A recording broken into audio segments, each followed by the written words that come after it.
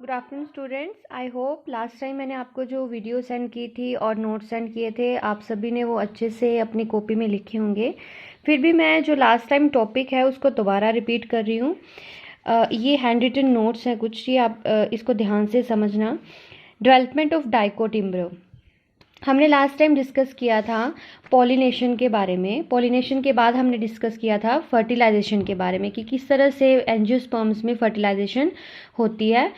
Fertilisation के बाद जो है वो जाइगोट फॉर्मेशन होती है और उसके बाद जो है वो एम्ब्रियो की फॉर्मेशन होती है। अब एम्ब्रियो जो है फाइनली किस में कन्वर्ट होता है? सीड में। अब जो आपका एम्ब्रियो सैक है, अब इसमें ये ऊपर वाला जो एंड है दैट इज़ अ चैलेंजल एंड, नीचे वाला जो है माइक्रोपाइलर एंड है। अब ये आपका जो है वो एंडोस्पर्म होता है एंजियोस्पर्म्स का। ये आपका यहाँ पे जाइगोट जो है, पहले तो इस तरह की स्ट्रक्चर होती है जाइगोट की, इस तरह की। अब जाइगोट जो है डिवाइड करता है थ्रू माइटोसिस और दो सेल में डिवाइड करता है, एम्ब्रियोनल सेल और सस्पेंसर सेल। स्टूडेंट्स आप लोगों ने कंफ्यूज नहीं होना है, जो सस्पेंसर सेल है आपकी बुक में वो ऊपर की ओर दिखाया हुआ है, ये वाला जो है ये ऊपर की ओर दिखाया है। बच्चों को कई बार कंफ्यूजन हो जाती है इस चीज़ में। जो सस्पेंसर सेल होता है बेसिकली वो होता है माइक्रोपाइलर एंड की तरफ, और जो एम्ब्रियोनल सेल है मतलब जो एम्ब्रियो की डेवलपमेंट होनी है, सीड की फॉर्मेशन होनी है, वो ऊपर की तरफ होती है। ऊपर की तरफ क्यों होती है? ताकि जो एंडोस्पर्म है that is a food laden tissue, जो उसको फूड प्रोवाइड करता है एम्ब्रियोनल सेल को। इस वजह से जो है एम्ब्रियोनल सेल हमेशा ऊपर की तरफ रहता है, और जो आपका सस्पेंसर सेल है वो होस्टोरियल की तरह काम करता है, या होस्टोरियल सेल भी बोलते हैं। ये हमेशा माइक्रोपाइलर एंड की तरफ होता है। ये जो है ना, ये आपका सस्पेंसर सेल बेसिकली नीचे वाली साइड को होगा, जो आपका ओव्यूल है उसकी नीचे वाली साइड को होता है ये, और ये ऊपर वाली साइड को होता है। तो इसकी डेवलपमेंट बेसिकली थोड़ा सा ऑपोजिट तरीके से बताई हुई है, आपने कंफ्यूज नहीं होना इस चीज़ में।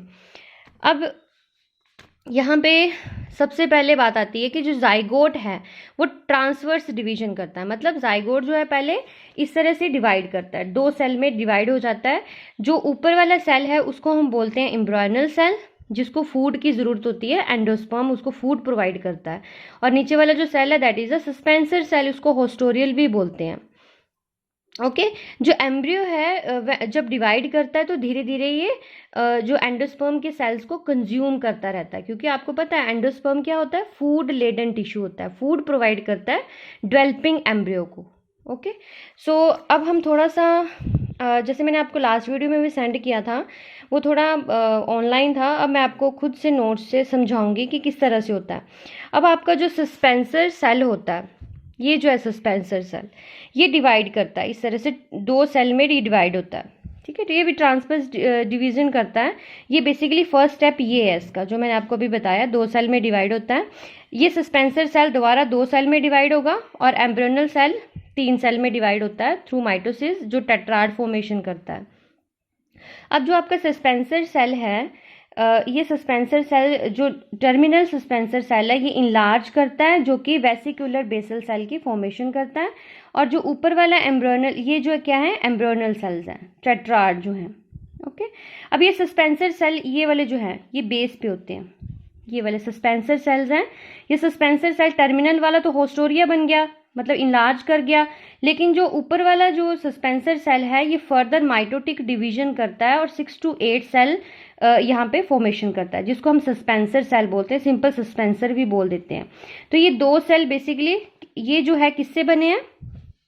ये दो सेल हैं सस्पेंसर सेल जो है। ओके अब मेन जो है ये एम्ब्रियोनल सेल है।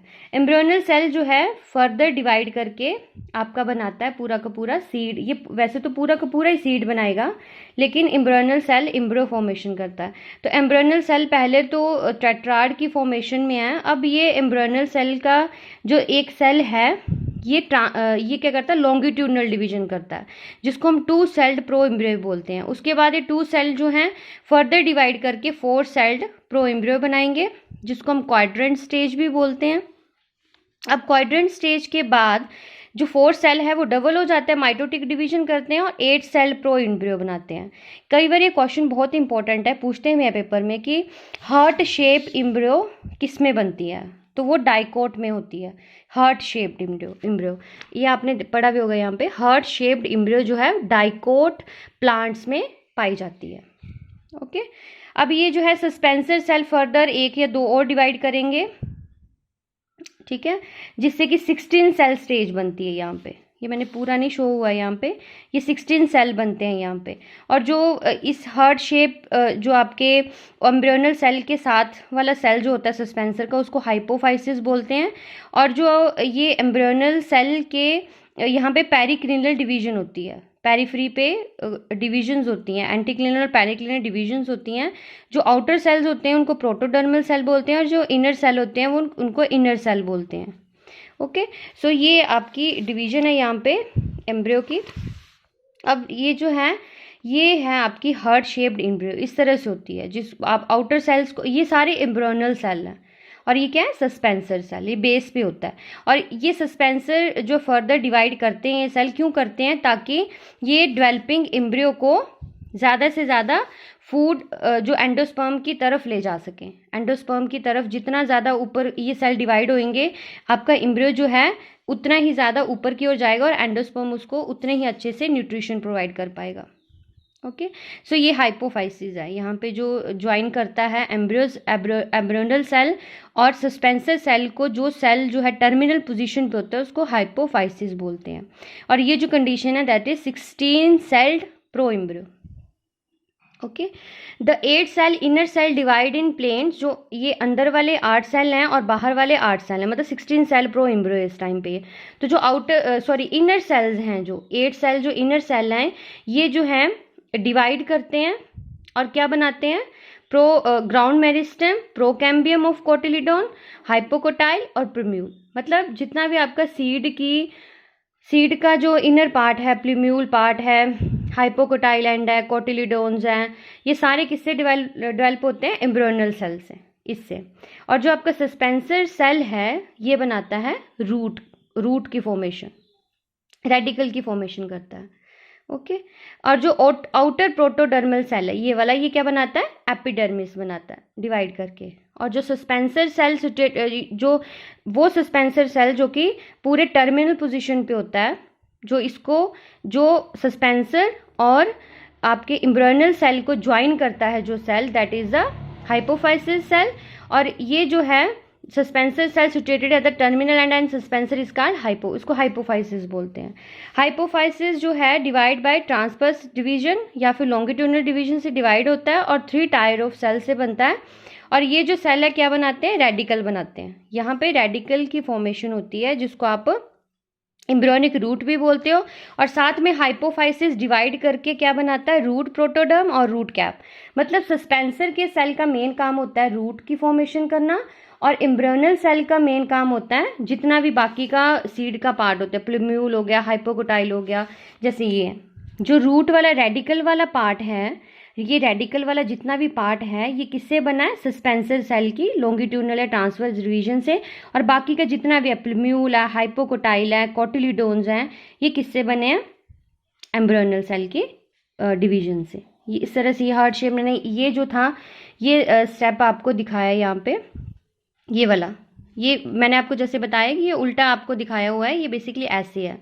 सो यहाँ पे इस तरह से ये डिवाइड करके प्लूम्यूल जो है यहाँ पे डेवलप होता है, और ये कोटिलीडोन इस तरह से बनते हैं। डाइकोट में आपको पता है 2 कोटिलीडोन्स प्रेजेंट होते हैं। तो इस तरह से डाइकोट एम्ब्रियो की डेवलपमेंट होती है। मोनोकोट की जो एम्ब्रियो की डेवलपमेंट है वो राइस, व्हीट, मेज, आपको पता है मोनोकोट के क्या क्या एग्जाम्पल हैं। मोनोकोट में सिंपल है कि जैसे कि यहाँ पे डिवीजन जो है ये फर्दर एक ही कोटिलीडोन बनता है, यहाँ तक कि सेम डिवीजन आ जाती है, हार्ट शेप से नहीं, हार्ट शेप से पीछे वाला जो स्टेप है यहाँ तक। तो इसमें हार्ट शेप नहीं बनता है एम्ब्रियो का, इसमें सिंपल जो है डिवीजन होती है एम्ब्रियोनल सेल और आपका जो नीचे वाला सस्पेंसर सेल है, और सिंपल यहाँ पे सिंगल कोटिलीडोन बनता है डिवीजन करने पे। ओके, सो ये था आपका development of embryo in monocot and dicot.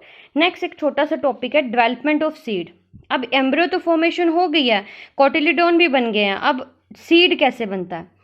सबसे पहले आपको पता है जाइगोट किस में डेवलप होता है, एम्ब्रियो में।